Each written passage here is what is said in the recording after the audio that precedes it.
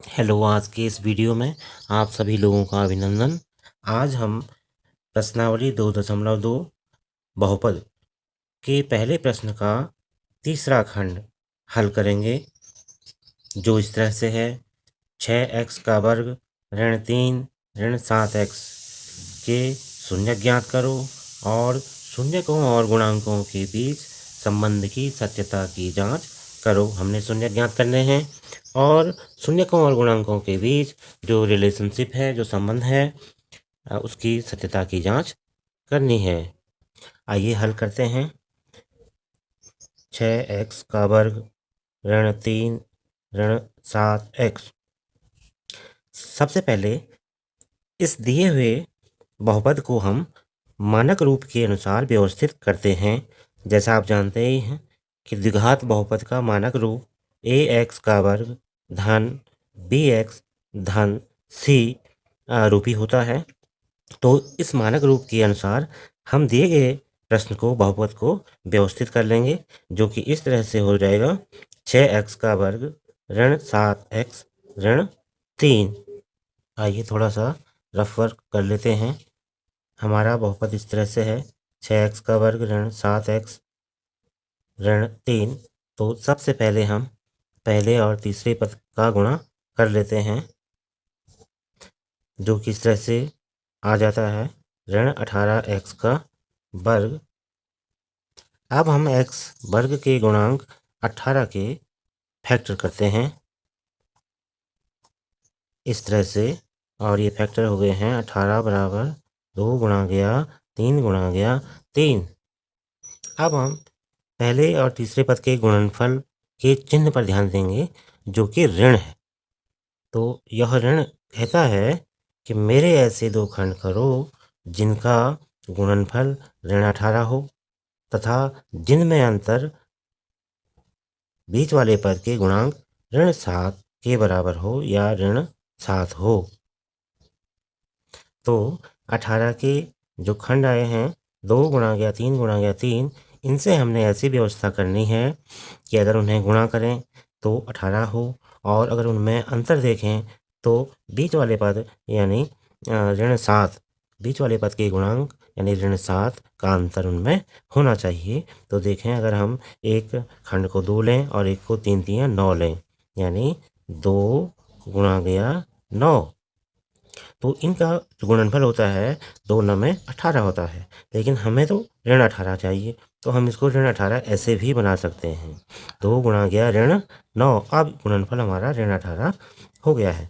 और अगर इनमें हम अंतर देखें ऋण 9 और 2 में, तो 2 ऋण 9 बराबर वाकई ऋण 7 आता है, जो कि बीच वाले पद का गुणांक है। तो ये जो दो खंड हमें मिले हैं एकदम प्रश्न के अनुसार सही हैं, और इन्हें हम ऐसे लिख सकते हैं अब 2x ऋण 9x या ऋण 9x धन 2x, इस तरह से हम लिखेंगे। और इनका गुणा देखते हैं तो धन ऋण का ऋण, 9 दूने 18, x गुणा x बराबर x का वर्ग। और इनमें अंतर देखते हैं तो ऋण 9x से धन 2x घटेगा, तो ये बचेगा ऋण 7x, जो कि हमारे प्रश्न के अनुसार एकदम सही बैठ रहा है। तो इस तरह से हमने दो खंड प्राप्त कर लिए हैं, ऋण 9x धन 2x। अब हम बीच वाले पद यानी ऋण 7x का बदला हुआ रूप लिखेंगे। 6x का वर्ग ऋण 9x धन 2x ऋण 3। एक जोड़ा पहले दो पदों का और एक जोड़ा अंतिम दो पदों का। पहले दो पदों से हम उभयनिष्ठ देखते हैं, तो उभयनिष्ठ मिला है हमें एक तो 3 और एक मिला है x, तो अंदर बच गया है 3 दूना 6 और x ऋण 3 3 9 धन का धन, और इन दोनों में सिर्फ 1 कॉमन है, तो अंदर बच जाता है 2x ऋण 3। अब दो पद हो गए हैं। इन दो पदों में फिर से उभयनिष्ठ हम लेंगे, जो कि 2x ऋण 3 है, और बचेगा 3x धन 1। यदि हम इसके बराबर शून्य कर देते हैं, तब एक बार 2x ऋण 3 बराबर 0, तो 2x बराबर 3 या x बराबर 3/2। 2x बराबर 3, 2x ऋण 3 बराबर 0 लेने पर ये हो जाता है 2x ऋण 3 बराबर 0। तो हमने ऋण 3 को दाएं पक्ष में पक्षांतरित कर दिया है और ये हो गया है 2x बराबर 3। अब हम बाएं पक्ष से 2 को भी दाएं पक्ष में पक्षांतरित कर रहे हैं, तब ये हो जाता है x बराबर 3/2। पुनः एक बार हम 3x धन 1 बराबर 0 करके देखेंगे। 3x धन 1 बराबर 0 हो तो 3x बराबर ऋण 1 धन 1 को हमने दाईं ओर पक्षांतरित कर दिया है, तो यह इस तरह से हो जाता है 3x बराबर ऋण 1। और अब हम बाएं पक्ष से 3 को भी शिफ्ट कर रहे हैं, ये दाहिने पक्ष में आ जाएगा और ऋण 1 के बटे में स्थापित हो जाएगा। इस तरह से हमें चर x के दो मान मिले हैं जिन्हें हम शून्य कहते हैं। x बराबर 3/2 और x बराबर ऋण 1/3। इसे हम ऐसे लिख सकते हैं, x बराबर 3/2 ऋण 1/3। और साथ ही ये भी मान लेते हैं कि माना अल्फा बराबर 3/2, माना 2 शून्य अल्फा बराबर 3/2 तथा बीटा बराबर ऋण 1/3 हो तो अगर हम तुलना करें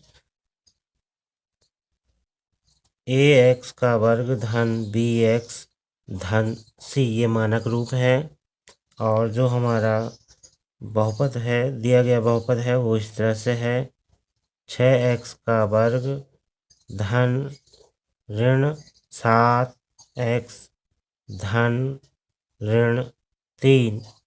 तो तुलना पर हम पाते हैं कि a का मान 6 है, b का मान ऋण 7 है और c का मान ऋण 3 है। तो a, b और c के तीनों मानों को हम छांटकर लिख लेते हैं इस तरह से, तथा बहुपद से a बराबर 6, b बराबर ऋण 7 एवं c अचर पद बराबर ऋण 3 है। अब हमने शून्यकों और बहुपद के गुणांकों के बीच संबंध की सत्यता की जांच करनी है।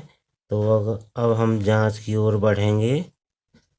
तो जांच में शून्यकों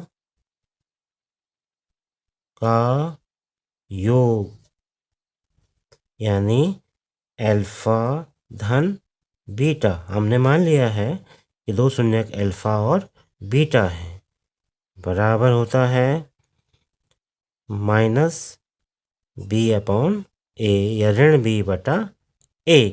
अब हमने इस संबंध में अल्फा, बीटा, b और a के मान रख देने हैं और उन्हें हल करना है।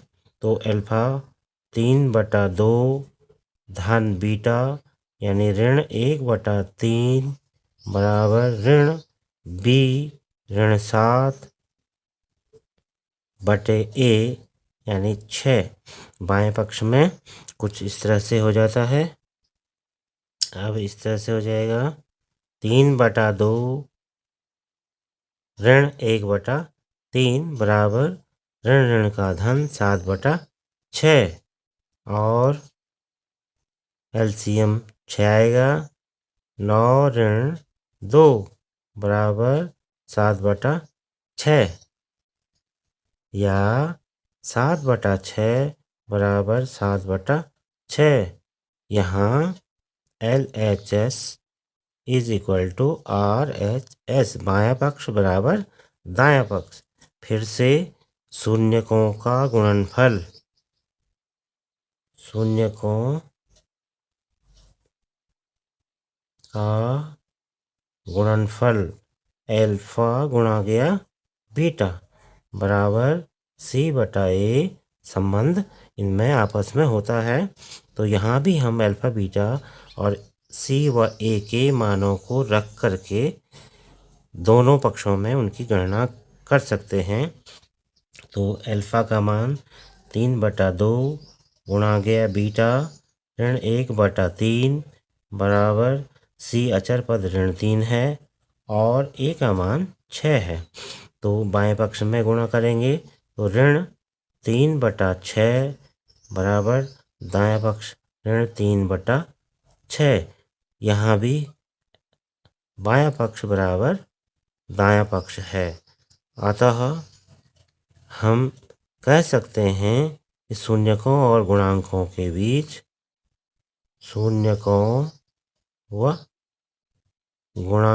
के बीच संबंध